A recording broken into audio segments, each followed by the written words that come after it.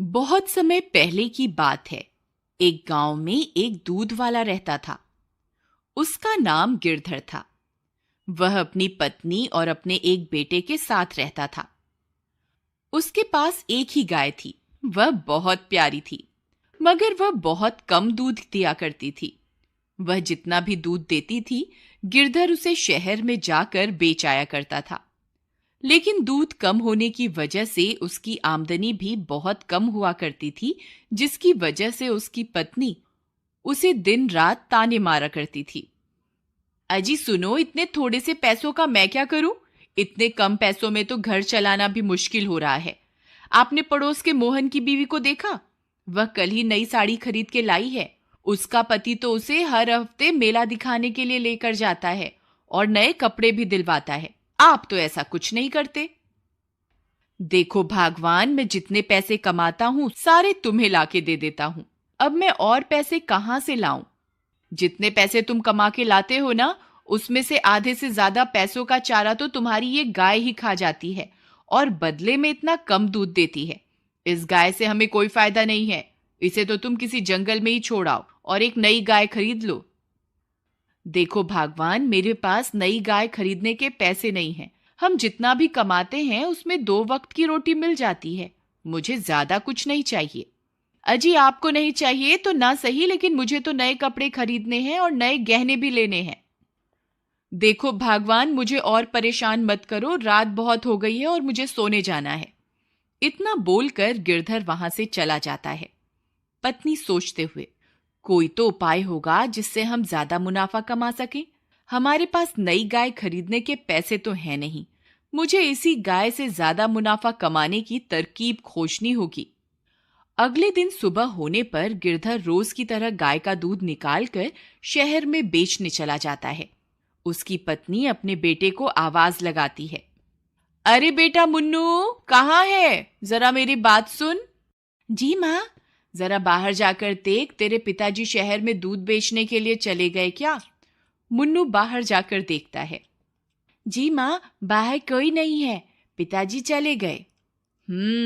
यही सही मौका है। उसकी लालची पत्नी गाय के पास जाती है और बोलती है, क्यों री राम प्यारी, तू दिन रात चारा खाती रहती है लेकिन ज्यादा दूध क्यों नहीं देती?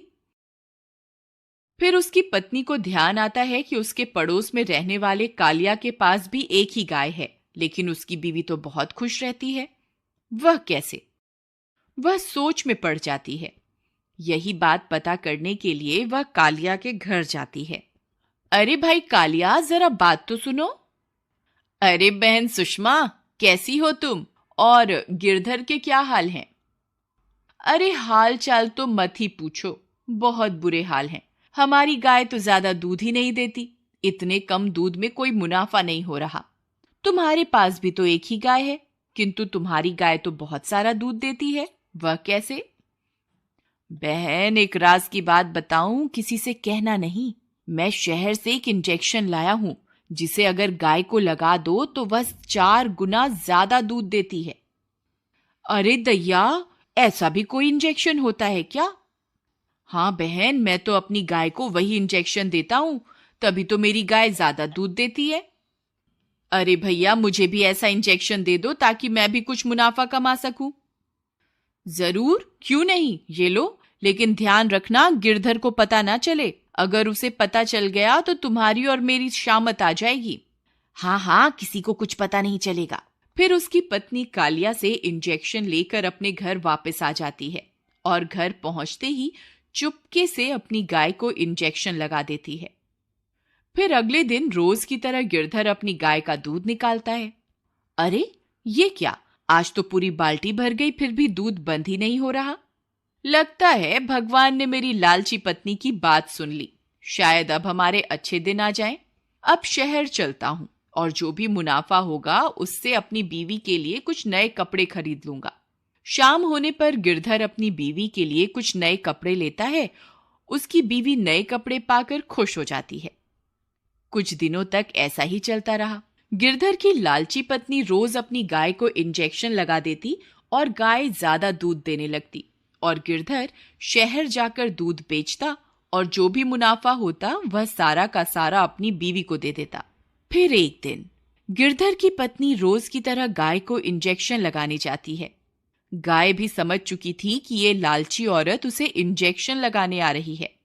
जैसे ही सुषमा उसे इंजेक्शन लगाती है, गाय छटपटाने लगती है।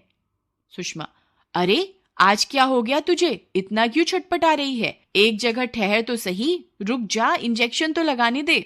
लेकिन गाय बहुत ज्यादा छटपटाती है और उसे इंजेक्शन नहीं लगाने देती। अरे बेटा मुन्नू, जरा मेरी बात तो सुन। जी माँ। मुन्नू बेटा, हमारी गाय की तबीयत थोड़ी खराब हो गई है, इसलिए मुझे इसे इंजेक्शन देना होगा। जरा तू इसे पकड़ के रख ताकि मैं इसे इंजेक्शन लगा सकूं। जी माँ, मैं अभी पकड़ता हूँ। फिर जैसे ही सुषमा उसे इंजेक्शन लगाने लगती थी, गाय फिर से छटपटाती है और इंजेक्शन गलती से मुन्नू के हाथ में लग जाता है। मुन्नू जोर से चिल्लाता है, अरे मर गया, हाय हाय। अरे ये क्या किया माँ? ये इंजेक्शन तो मुझे लग गया।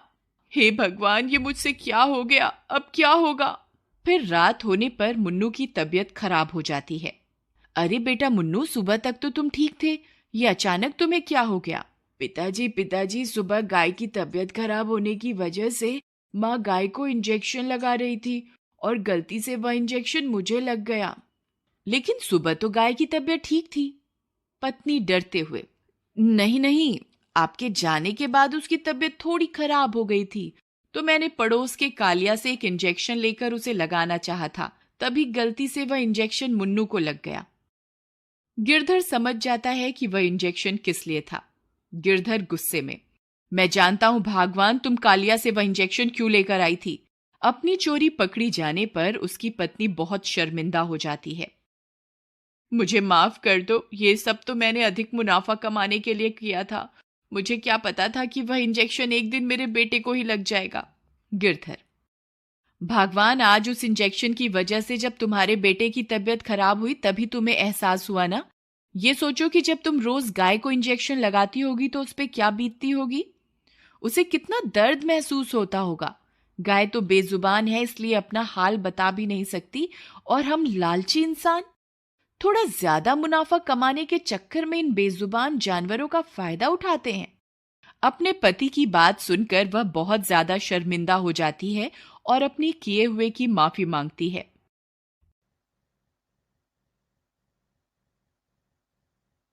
फिर वह गाय के पास जाती है और उससे भी माफी मांगती है, और गाय भी उसे मुस्कुराकर माफ कर देती है। फिर वह उसी दिन से अपनी गाय की बहुत सेवा करती है और उसी गाय का दूध पी पी कर उसका बेटा भी कुछ ही दिनों में ठीक हो जाता है और वह सब कम मुनाफे में भी खुश रहने लगते हैं। मॉरल, अगर इंसान ज्यादा मुनाफा कमाने के चक्कर में अक्सर इंसान ज्यादा मुनाफा कमाने के चक्कर में बेजुबान जानवरों का फायदा उठाते हैं और बेचारे जानवर बेजुबान होने की वजह से कुछ बोल भी नहीं पाते और हम इंसानों का जुल्म चुपचाप सहते रहते हैं। अक्सर आपने देखा होगा, सड़क पर गाय लावारिस हालत में घूमती रहती है और पॉलीथीन खाने की वजह से दम भी तोड़ देती है। हमें पॉलीथीन का इस्तेमाल भी कम से कम करना चाहिए और अगर आपको कोई गाय पॉलीथीन खाते हुए दिखाई दे तो उसे रोकना चाहिए। क्या पता आपके इस कदम से किसी बेजुबान की जान बच जाए।